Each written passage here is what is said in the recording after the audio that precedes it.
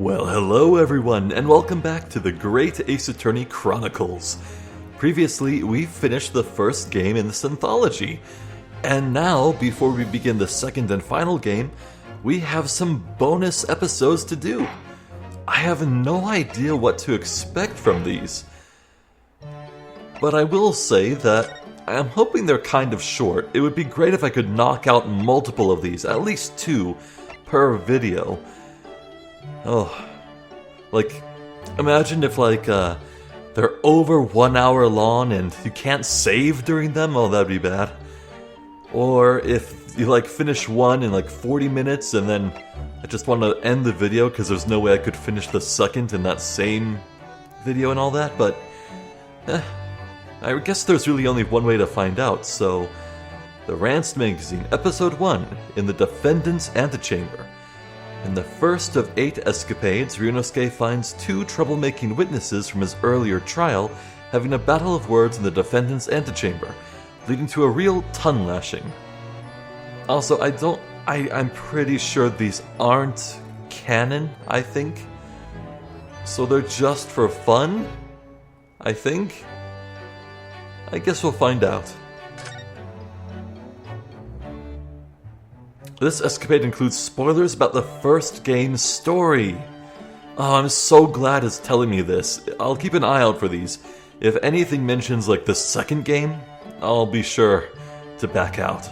Continue.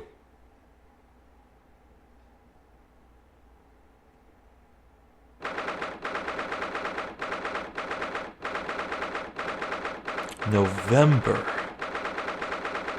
Now that was before the voyage to England, right?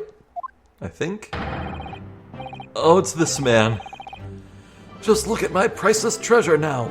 Myself I have scrubbed and scrubbed, but the repellent odor of meat will never be repelled from its resplendent surface again.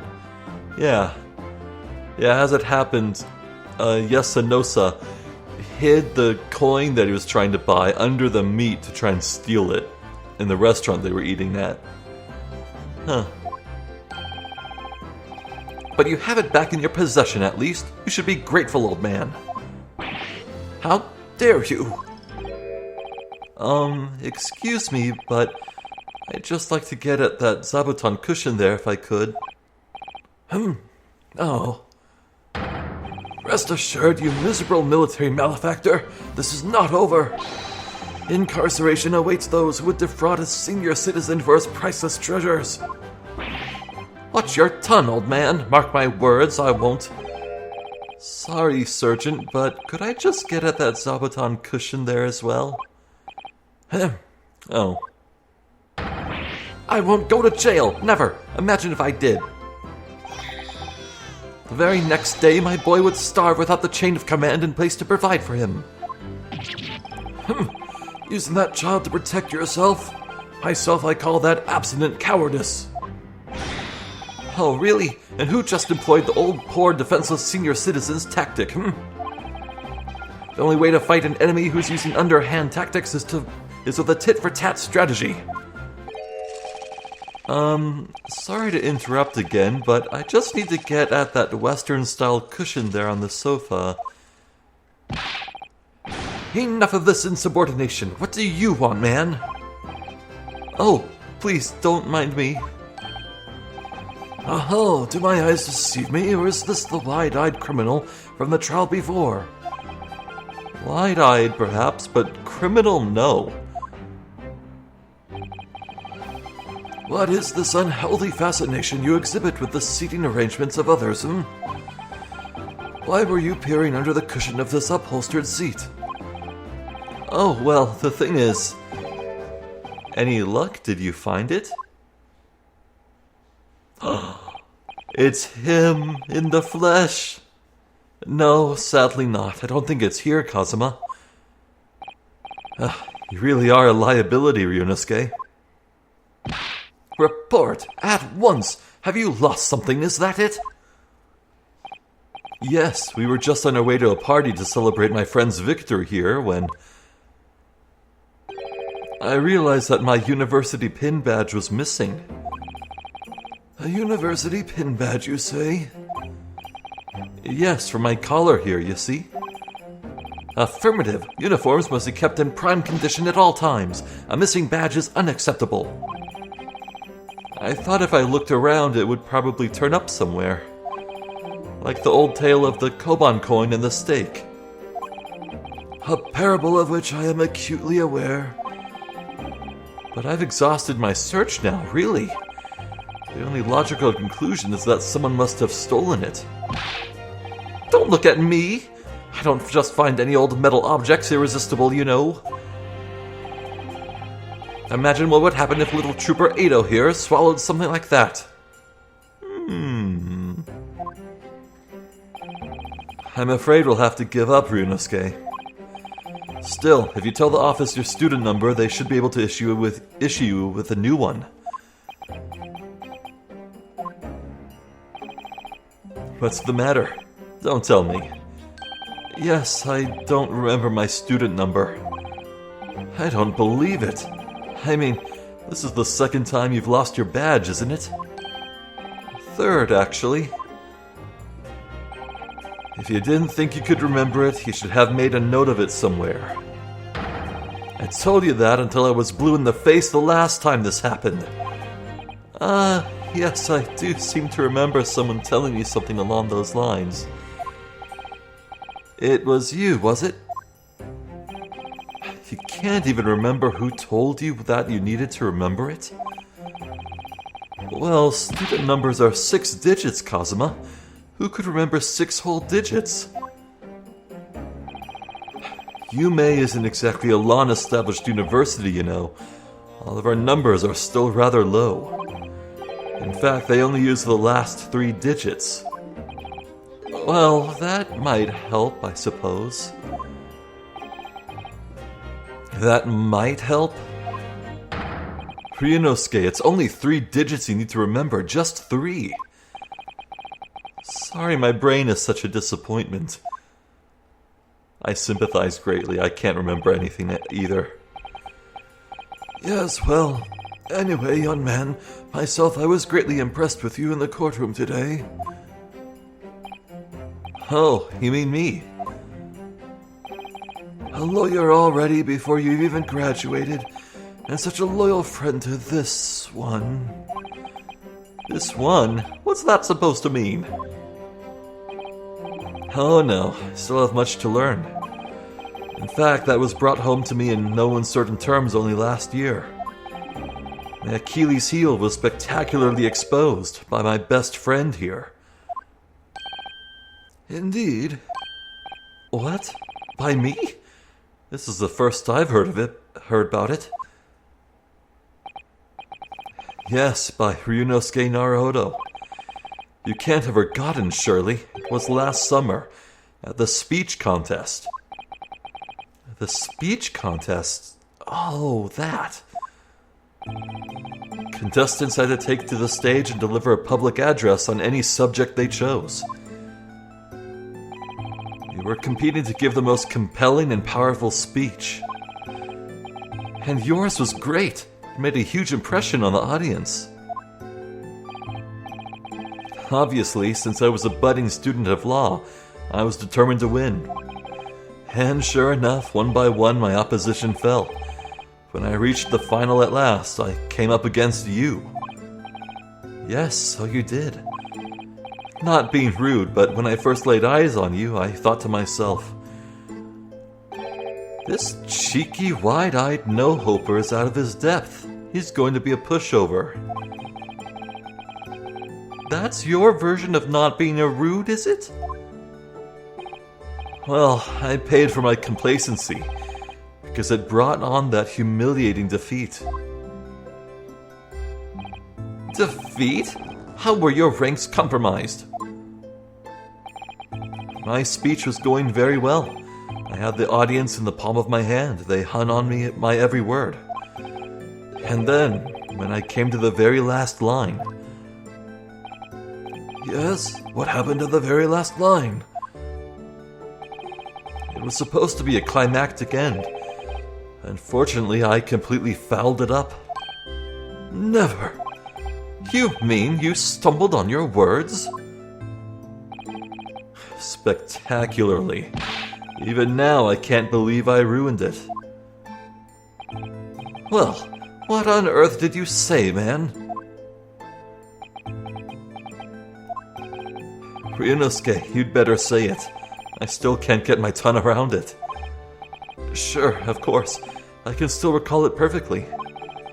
What you said at the end of your speech, or rather, what you intended to say at the end of your speech, was this. So arise, ladies and gentlemen, and applaud our forefathers' plight and the fight for filial piety. Oh man, that is a tongue twister.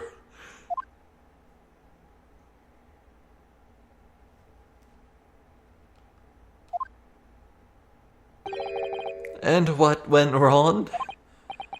What indeed? Myself, I see no problem with the pronunciation of these paltry words. In that case, old man, I invite you to say it yourself. Very well then, I shall.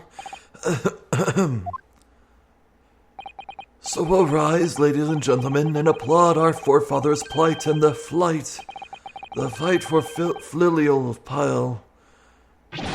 It's impossible! The arise, ladies and gentlemen part I delivered perfectly. But the next part had me floundering for a whole 5 minutes. By the end of it, I was on my knees in front of the podium, a blabbering mess. Wow. And that's when the audience started to heckle you. Arise, arise, they were shouting. Hell on earth. But then, of course, this man went and delivered his word-perfect speech with a perfect ending. How did it go again? Let me see. So, my dear fellows, the message is simple. Treat your father and mother with respect. Something like that? Man, even I messed that up. I mean, talk about stating the obvious, but the fact is I lost to that speech. Tongue-tied is the only way to describe it. Well, it is quite tricky to say, I agree. That final fight for filial piety, especially. And ever since that day, I've had this question whirling around in my head.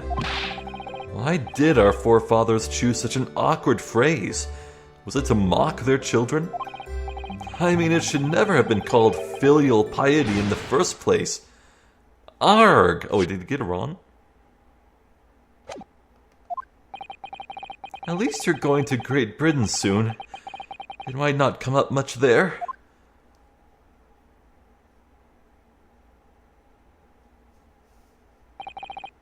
Well, anyway. Having lost that accursed contest, I came after you to ask you a question. Also, before we progress, there's one thing I want to say. I have a theory. This skit, it's all going to end with Nosa being like, oh, need to change my baby's diaper. Then he'll go away for a bit. And then he'll come back and be like, Ryunosuke, I found your badge. Mark my words. It's going to happen. How is it that you never trip up on your words? I inquired.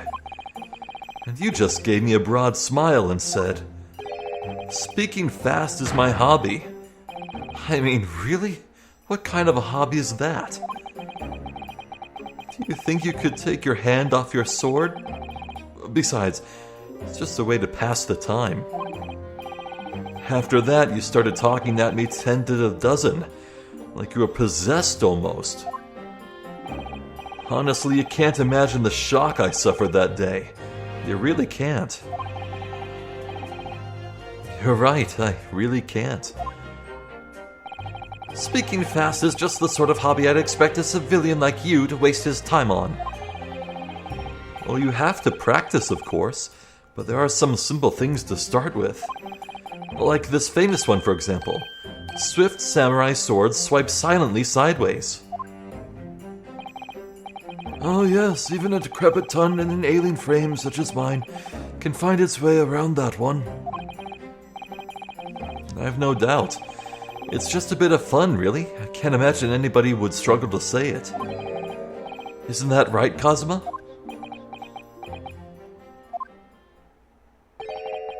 Swift Swamurai Ugh!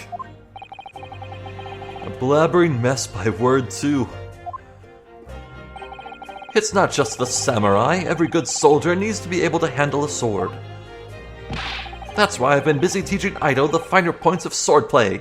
None of this wordplay nonsense, Private. Come to think of it, not long after that we started to attend lectures together, didn't we? And we got into that debate about family values at the sukiyaki place on campus. Do you remember? Yes, your argument was full of jokes and puns and wordplay as usual. I remember it well. Oh, was it?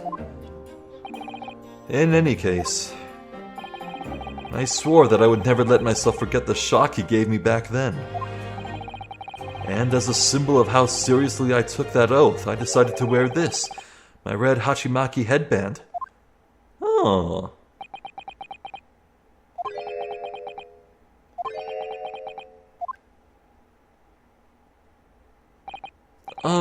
Sorry, Kazuma. Yes? You've lost me there, I'm afraid. I don't see the link. What does your red headband have to do with your oath? Because it will always remind me of that smug look on your face as you uttered those tantalizing words. What words? You mean another tongue twister? I practiced and practiced until my tongue bled, but in the end I mastered it. Mastered what? Well, I think it's time you heard this, actually. Listen carefully now. Here goes. Red headband, lead headband, dead headband. There, word perfect, see? Sure. Oh, reading this out loud and stumbling over this is making it so funny on a meta level.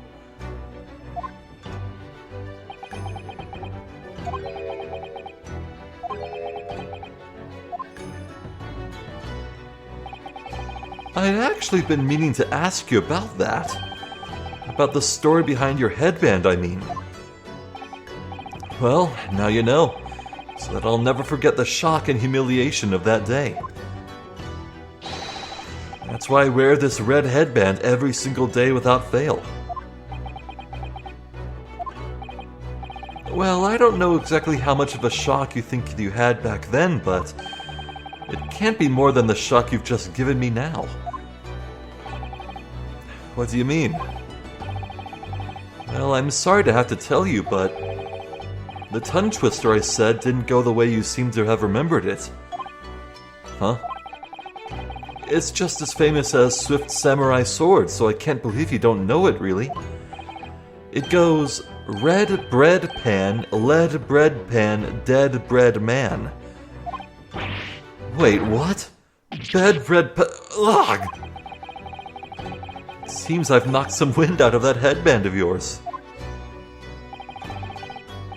It's not too late, Private. You could always start wearing a red bread pan on your head instead. Your youthful vigor is manifest, young man. Your cheeks are glowing redder than your Hachimaki. Why do so many words have to be so similar? So, looking forward to Great Britain then, where you'll have to deliver speeches in court in English? I suppose I can always shell seashells on the seashore.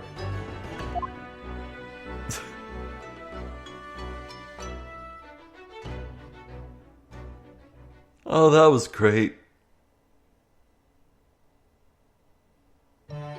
Hey! What about the missing badge? Huh. Well, that was nice. Boy, if we can knock out 3 in this video and that keeps up, we can get all this done in 3 videos. Huh. So yeah. I guess this is going to be case 2. It looks like Cosmo's in this one too. In this second escapade, it transpires that another crime is committed aboard the SS Burya. The stakes are high as Sholmes and Stroganoff pursue the culprit, but there is more to the crime than meets the eye.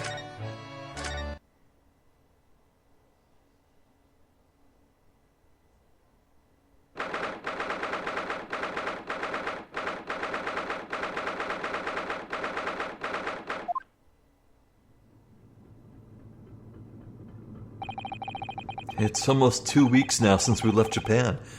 I can't believe how quickly time has gone. So, our next port of call will be Shanghai.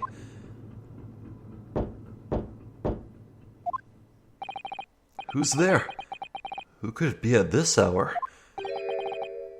A detective. A detective? Who? A great detective. I don't get it. What's a great detective? If you would just be so kind as to open the door. Oh, yes, sorry, of course.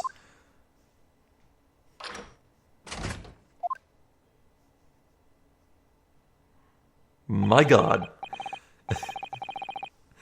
I didn't know I wanted Kazuma interacting with Sholmes, but now I realize I really did want it. Oh, wow. Is something wrong, detective? Are you investigating a case? Wherever a great detective goes, great cases occur. Indeed, I am the root of all evil. Sorry? But I don't think I want you in my cabin.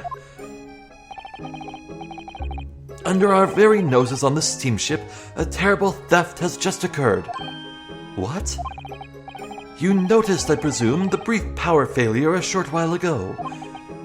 Oh, yes, the power couldn't have been out for more than 10 minutes, though. Indeed, yet that was ample time for this wicked crime to be perpetrated. I see. Well, clearly it's a case that needs investigating. Precisely. The culprit ran away in this direction, down the first-class cabin passageway here. Really? The thief came this way? I'm quite sure of it. It may have escaped the attention of the dim-witted crew, but not of the great detective. To that end, I would be obliged if you would allow me to investigate here in this cabin. Well... How curious. Is there some reason why it would inconvenience you to have your cabin searched? Inconvenience me? Well, I'd be lying if I said no. After all, there's a stowaway in that wardrobe right over there. It's just me in here, you see, no one else. So you might perhaps want to focus your attention on one of the other first-class cabins. As it happens, you are the only first-class passenger at present. The other cabins are vacant. Oh.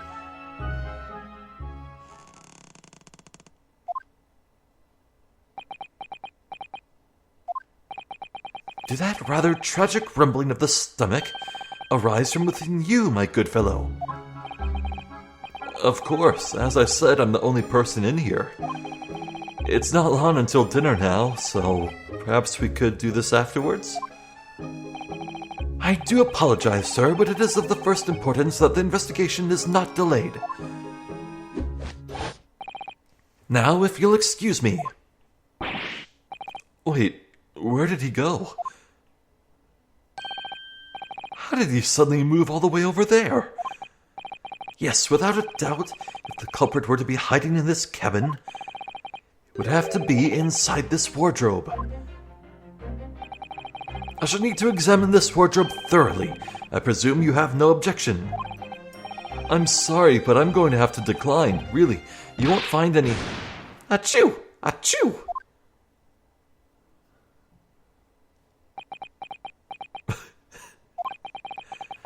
Did those two rather tragic sneezes arise from your good self? Of course they did. As I said, I'm the only person in here. You have a curious knack of talking while sneezing, then. Twice, no less. This is going to be a tough one to argue. I was watching you quite intently, sir, and I assure you I saw no signs of a sneeze. Could Ryunosuke have held his nose? As I was saying, I shall need to examine this wardrobe. We've had it now then. The game's up.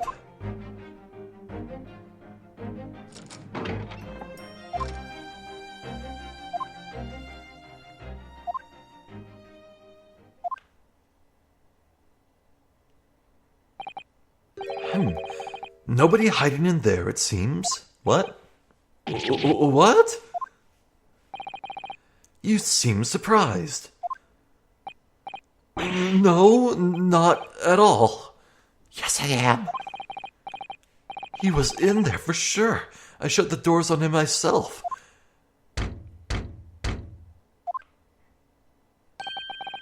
More visitors? Who's this now?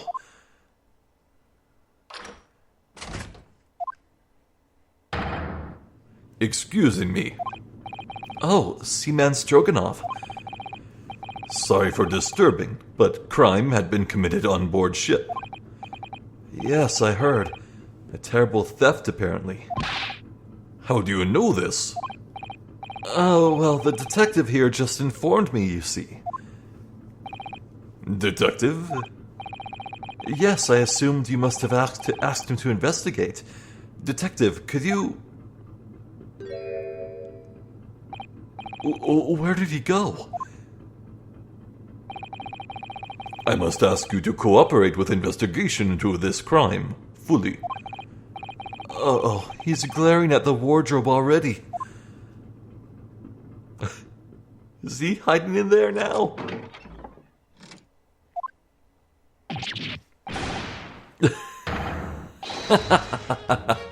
Well done, you found me. What are you doing hiding in my wardrobe? My good man, I was merely assessing the practicality of concealment in such a place. And I would say that, at a push, a human could survive for up to 5 minutes in that cramped space. 5 minutes. Okay. Ryunosuke has been in there for a fortnight. Is he not human? Who are you? Shush, this is the moment of truth. The great detective is about to unveil the sordid details of this wretched crime. You mean to say... Yes, there can be no doubt that the culprit of this terrible theft did indeed conceal himself within this wardrobe. What? But that's impossible. He couldn't have done. Because my best friend was in there the entire time. Or at least I thought he was. How can you be sure of this? Elementary, my dear fellow. The criminal left behind the most revealing evidence. How else would you explain these 3 bones? Oh! What the... He's right. Looking at those non-bones in there. And 3 of them. Arg! The criminal has escaped this time, but I will find him and crush him. Could I ask you something, Detective? Why, yes, of course. I am always delighted to answer an inquiring mind. In this terrible theft, what exactly was stolen? Aha! What else but some steaks on the rib bone? Huh? Did you say steaks on the rib bone? For this evening's dinner, 3 rib steaks were stolen from ship's kitchen only a short time ago. There was malfunction with generator and ship was without lights for 10 minutes. Chef who saw criminals said that he ran away down first-class passageway. And now I am on his tail. I'm afraid to say, dear fellow, that your man is no longer in this cabin. But how? Through the cabin door, no less. Having devoured his haul in this wardrobe, the culprit discarded the bones and concealed himself behind the cabin door as you came inside. Then, when attention was turned to the wardrobe, he seized his chance to escape through the open door. What? Make haste, my good man, after the culprit. I shall follow presently. Hold it!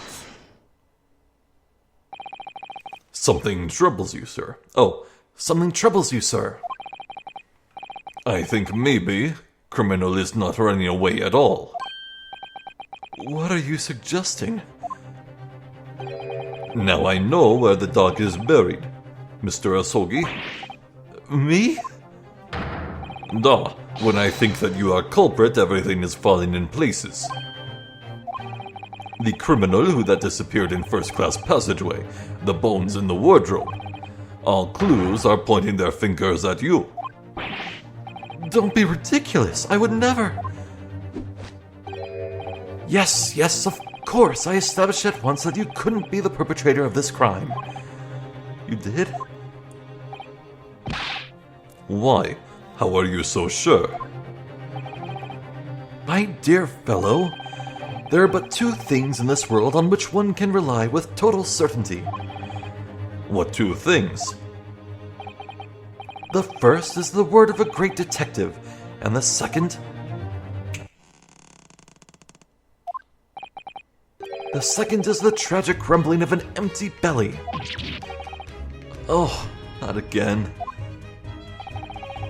When I first entered this cabin, there did arise from this gentleman a belly rumbling so odiously tragic that it confirmed beyond all doubt that the man had not eaten a single rib steak in some time, let alone 3.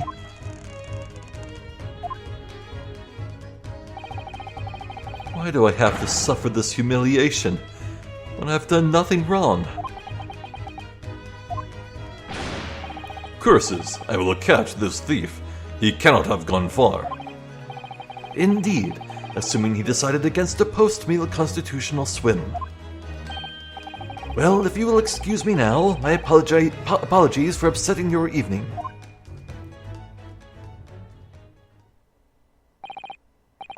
Detective, one moment, please. Yes?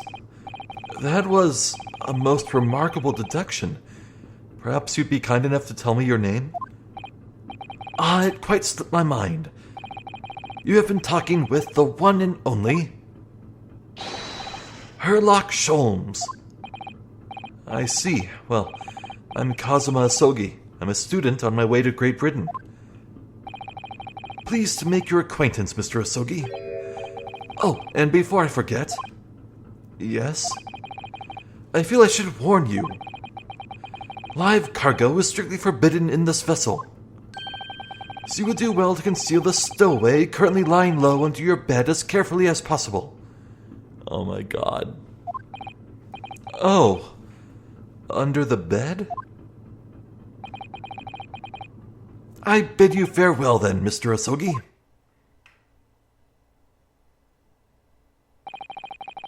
He's uncovered our secret. I suppose I should have expected nothing less. The great detective.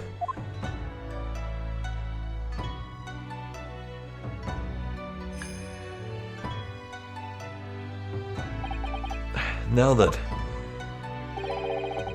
When did you move in under the bed? I thought we'd had it when he opened the wardrobe door. Well, it was thanks to that split-second chance you engineered. It is weird to see Ryunosuke like this. That I what? You distracted him for a moment, remember?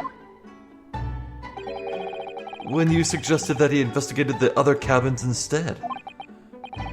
Oh, yes, he turned to look towards the corridor, didn't he? Well, I couldn't see what he was doing, of course. But I thought to myself, it's now or never. And the next thing I knew, I was under the bed. You really know how to give me a scare, don't you? Anyway, what's all this about the rib steaks, eh? Sorry about that. I've just been so hungry. Ever since we left Japan, stuck in that tiny wardrobe. Well, you should know. You've been splitting all your meals with me. You must be starving too, surely. Right on cue.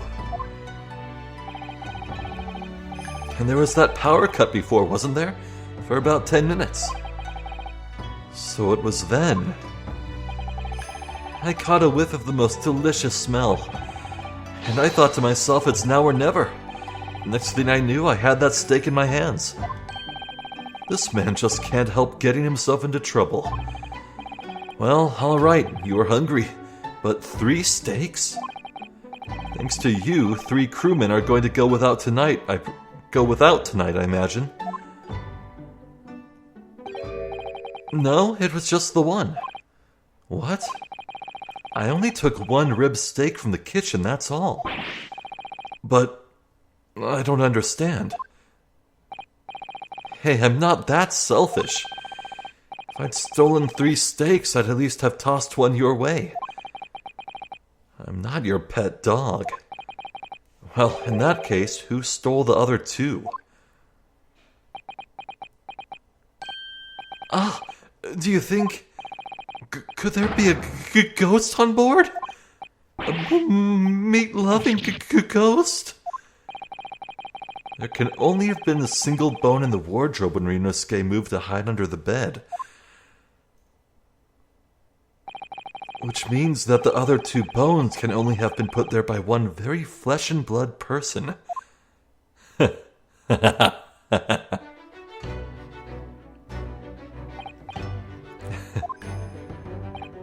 What's so funny?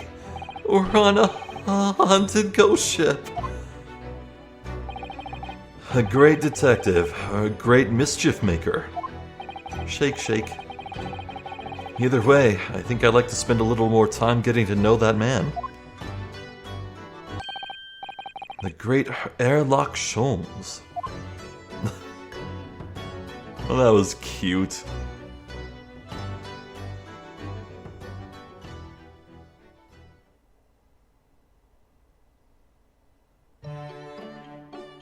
Alright, I see no reason why not. One more will do it.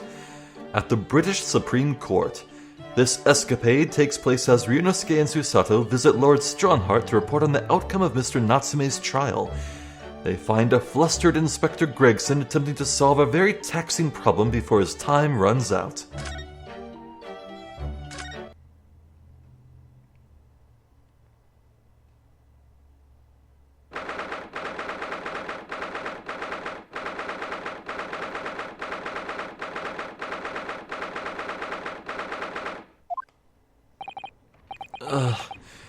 Here we are again. Every time we visit here, the atmosphere in this place seems to get more and more overbearing. Just think, we could be at home with Mr. Sholmes and Iris having a nice cozy breakfast. But we have a duty to report the outcome of the case, especially since we're guests here in Britain. So I'm afraid this visit couldn't have been avoided. I suppose not, but is there even anyone here? You could hear a pin drop in this place. It's too solemn for its own good. It is very quiet, isn't it? The only sound is the ticking of the great clock as it keeps perfect time.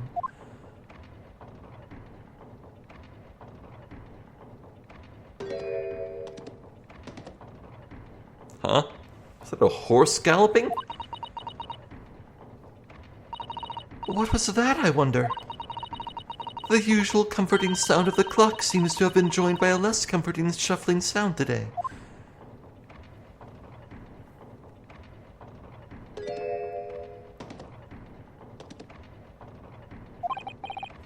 You're right.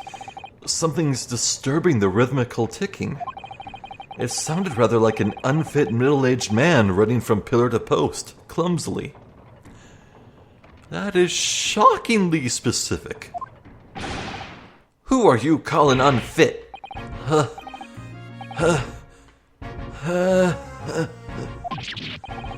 Oh, Inspector Gregson. What are you doing here? What am I? Isn't it flaming obvious? Oh. 58 seconds remaining, Inspector. You'll have to talk later, Sunshine.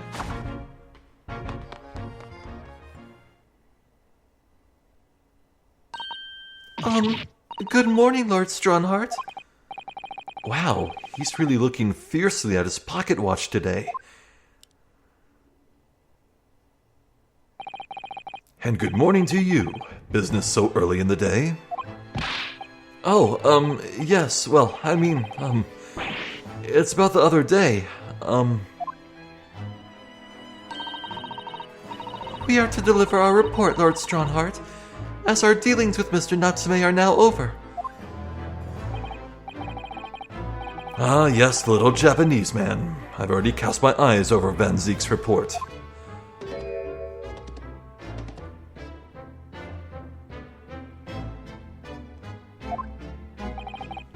I must say the outcome surprised me.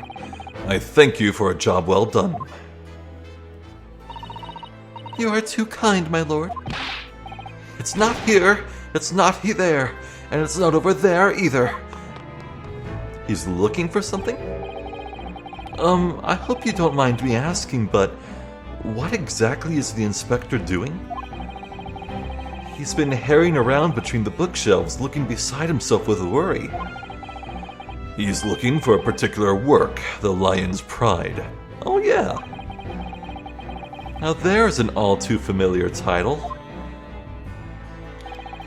I'd heard it was a popular tale, so I obtained a copy from the rental library. However, it wasn't able to maintain my interest, so I soon cast it aside. I happened to notice a vacant spot on one of my shelves at the time, so I duly stowed the book there. Unfortunately, I no longer remember where that was. Nope, not there. Not here either. Come on, where are you lions hiding? The book is due back today, so I've asked Gregson to locate it for me with his investigative prowess. Inside 5 minutes. I must say I've never seen anyone working so hard to find something. He's like a man possessed. Ah, yes, that's because his month's salary is staked upon the outcome. At whose instigation? Let me guess, this stony-faced lord. And the 5-minute time limit? What's the significance of that? There is none. Just my vulgar, mischievous spirit showing itself, I'm afraid. At least he's honest. Oh, by your own admission. Yuck! I can't... Oh, my feet... are killing me. 5 seconds. 4, 3, 2, 1. Time's up, Inspector. Yuck! Which means that next month you will work unpaid and have no days off. No days off.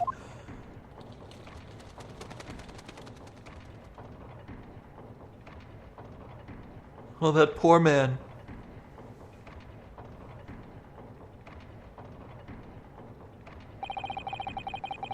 There really are just so many books here, it's overwhelming.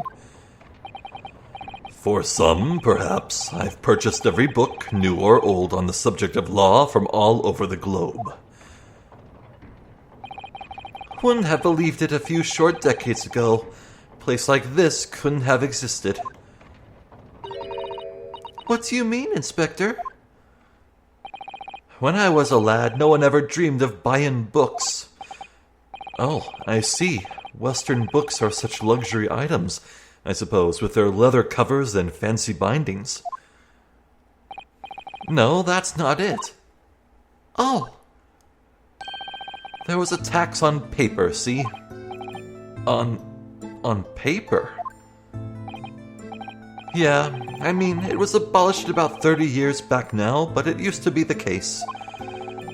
There was tax levied on any kind of paper. So obviously that meant most folk couldn't afford to buy any books at all. Ah, so is that why places like the rental library you mentioned before came into existence, Lord Strongheart? Indeed. Vestiges of the paper tax system, you could say. The general public consider books as items for hire. London is home to a vast lending library of some 3.5 million books. You couldn't hope to read all of that even if you reincarnated 10,000 times. That reminds me of a little thing I always end up thinking about in quiet moments.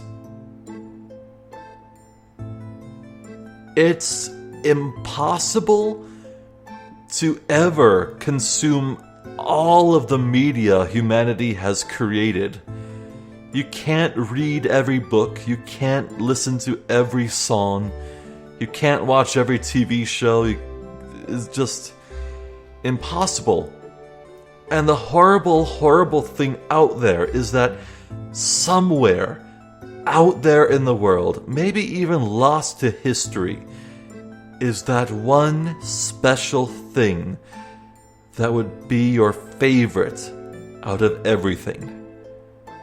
I always wonder, if I had listened to every song, what would be my favorite? Is there something out there that I could find if I just typed in the right combination of letters? And my life would be changed. I'd find something that spoke to my soul like nothing ever had. It drives me insane. Even I would choose to rent a book rather than purchase it if I knew I would read it infrequently. The subject of tax has actually surprised us already in the last few days. It came up in Mr. Natsume's trial. It seems that the window in his room was filled in due to some kind of window tax. That would be true. Fortunately, the window tax was abolished here some 40 years ago. Sadly, in the East End in particular, many windowless houses remain. Britain's always had a bit of a thing for taxing stuff. Whatever they can tax, they tax. Sugar, salt, tea, coffee, you name it. Candles, beards. Beards? Wait, sorry? What was that last one? Did you say beards? Yep, the beard tax. Never heard of it? Never. Why should people have to pay money just because they let their facial hair grow? You may well ask. I suppose it's because it makes them look self-important. Ugh. The Naruhodos will have a strict family policy of no facial hair, I think. I am now picturing Phoenix Wright with a beard, and it's just as pointy and slicked as his hair. Yo.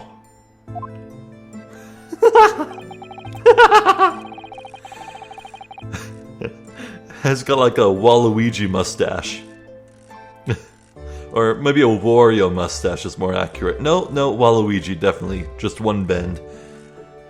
You can relax. The beard tax was confined to the annals of history long ago. Even so, it's clearly something the British really love. Paying taxes, I mean. Paying them? You've got that back to front, sunshine. But you can't deny you've had a lot of funny taxes over the years. You'd never find anything like that in Japan. Would you, Mr. Sato? In actual fact, I'm afraid to say that you would, Mr. Naruhodo. What? No, you don't mean... Surely there's never been a window tax in Japan. No, but there have been similarly obscure taxes. For example, in the Edo period, there was a frontage tax. What was that? It was a tax not on windows, but on the entrance to properties. The larger a property's entrance was, the greater the tax that was levied upon it. Wow. Even today, some mansions survive with extremely narrow entrances due to that old form of taxation. I had no idea. So you Japanese are as twisted as us Brits. But we never had a beard tax. I mean, that's really going a step too far. Well, no, that's true. I'm not aware of any taxes for beards, at least. What do you mean, at least? Well, rather than tax them, the shogunate did once prohibit them outright. The ruling class prohibited beards? It was called the Great Beard Prohibition. It was an Edo period edict. But why did the powers that be wanted to ban beards? Because it makes people look self-important? Just an idea. I love how he's throwing shade over at Strongheart here. It would seem that rulers in the East and the West have had very similar ideas over the years.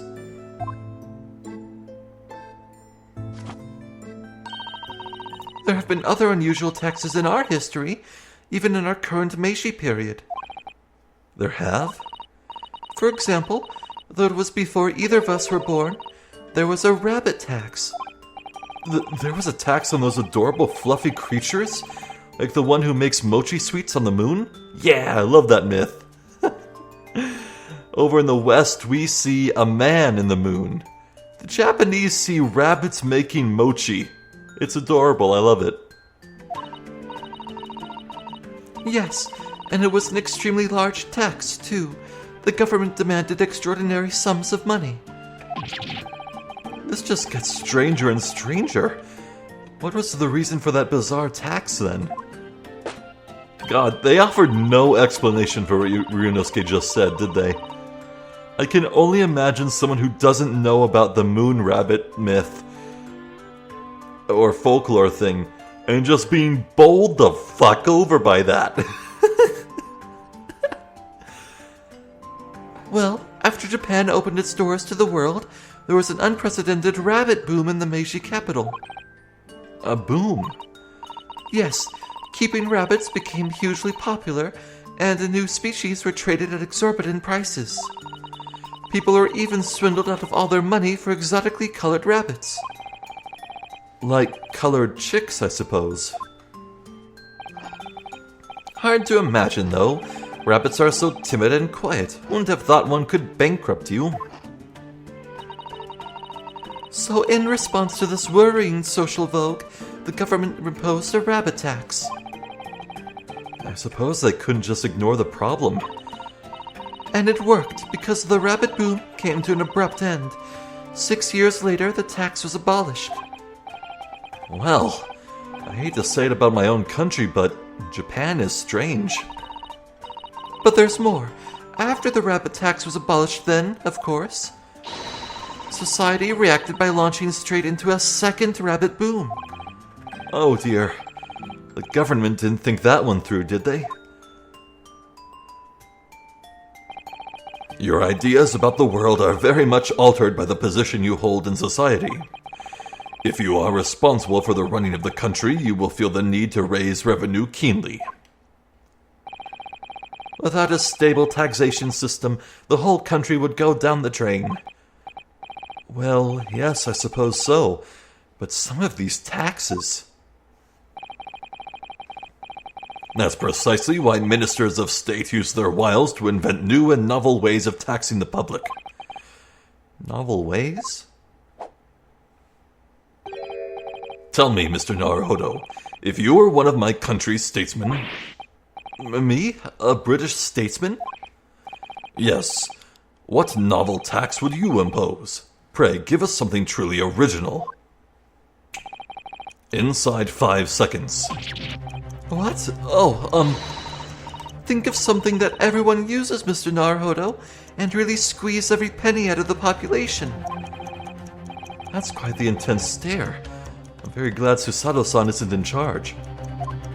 Toilets. Your time is up. So, what's your answer? Well... Air, maybe?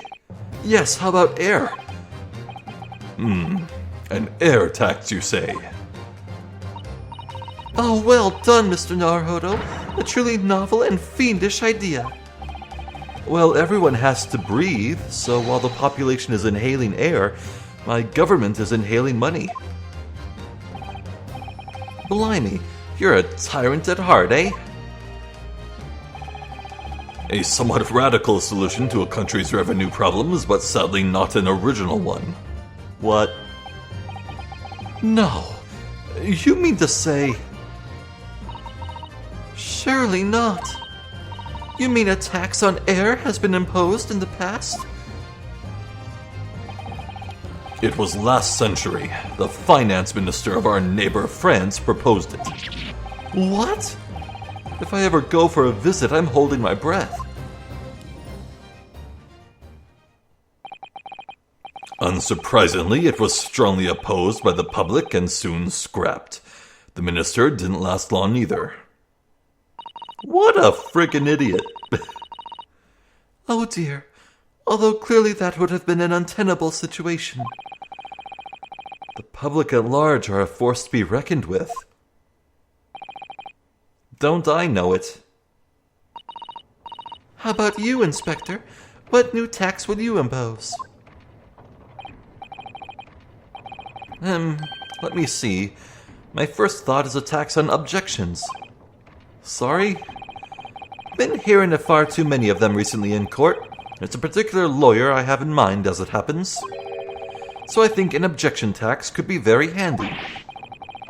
Good to see you don't allow your personal views to influence your work in public office. I reckon 5 pence for every objection raised would be about right. A most amusing proposal, Gregson. A most unamusing proposal, my lord. He's considering it. Uh-oh. Uh-oh. Well then, I think it's your turn now. Sorry, my turn for what? Why, what else? To locate my missing copy of the Lion's Pride. Oh! It's on one of the shelves in this room, of that I am certain. Now I shall give you 10 minutes. And let's stake your student stipend on it, Fail to find the book and you'll forfeit your next month's payment. Objection! Your time starts now. Oh, and one more thing. I believe you just said the word objection. Kindly leave your 5 pence over there before you begin combing the shelves. This tax is going to be the death of me. Well, that was funny. Oh, these are all great.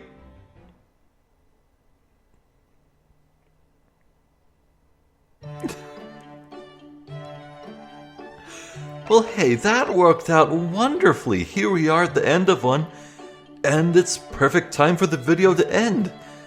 Wow, well, these are fun. Oh man, it's so good to see Kazuma again. It's so good to see Kazuma again. Wow. I missed him. It's really a great achievement by this game. You really feel the pain of his loss because he's such a good, great character. Like, it really hurts that he's dead. Because you really want to see more. And you know what? I'll accept this gift. We got to see more of him, so thank you for that. So I want to double check. Let's see. First game. First game. First game. First game. First game. Yes, absolutely, unquestionably, these are all safe for me to watch. So, I guess we'll wrap this up in 2 more videos unless they surprise me with really long ones, but we'll see. We'll see. Huh. Well, I'm Zephyr the Jester. This has been more of the Great Ace Attorney Chronicles. Thank you for watching. Hopefully, I'll catch you next time. So until then, please take care.